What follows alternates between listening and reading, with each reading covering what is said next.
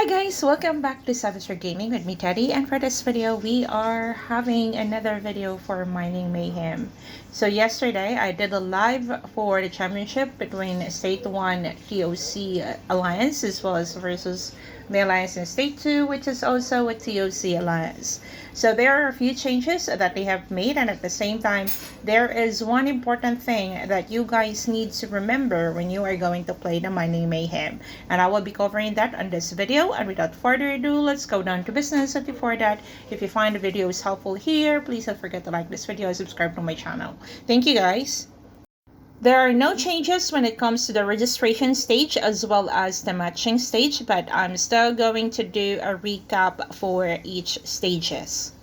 For the registration stage, your alliance leader needs to choose 3 different time slots to register. And always remember guys that once your alliance leader registered your alliance for Mining Mayhem, each members or all the members in your alliance cannot leave the alliance nor join another alliance. However, for those players who want to join another alliance, make sure that you are not in an alliance prior to the registration stage for you to be able to join another alliance during the research lab fights.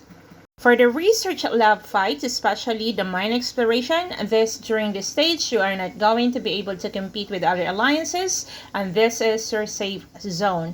However, if you want to get more points aside from occupying the research lab, you can also do the task like killing the infected. The previous tasks were removed, like the gathering of wood and food.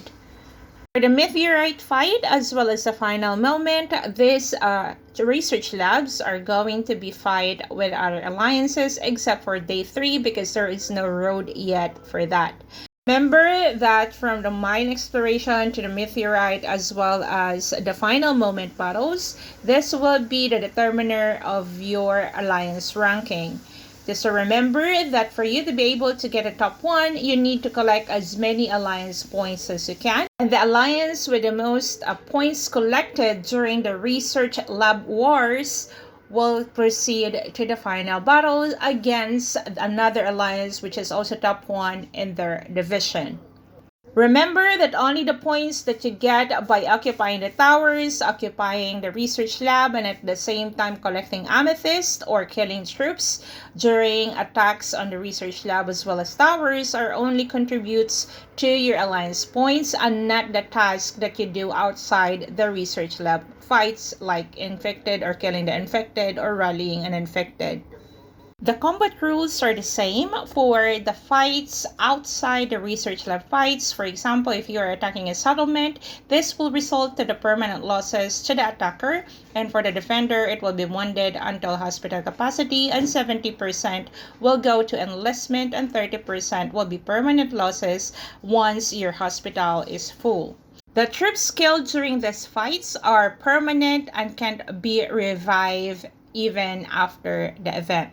Going back to the research lab rules, the alliance with the most alliance points collected during the lab wars will advance to the finals.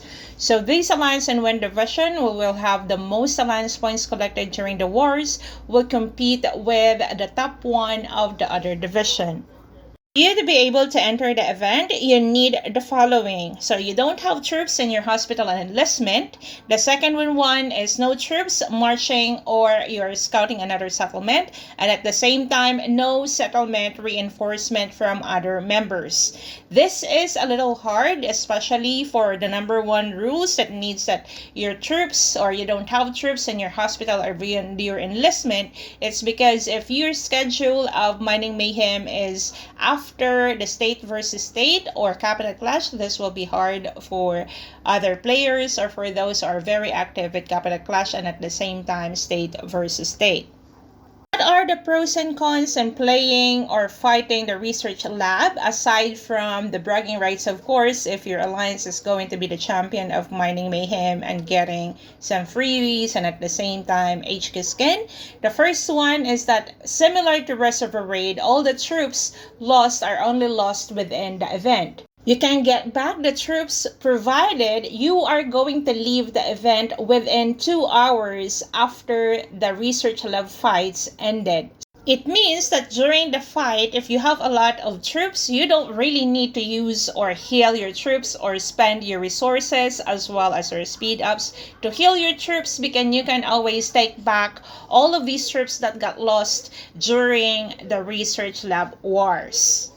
All troops killed for attacking settlement or attacking amethyst mine and at the same time auxiliary building during the research lab fights will also be returned after the event, and like I said, provided you are going to leave the event within 2 hours after it ended.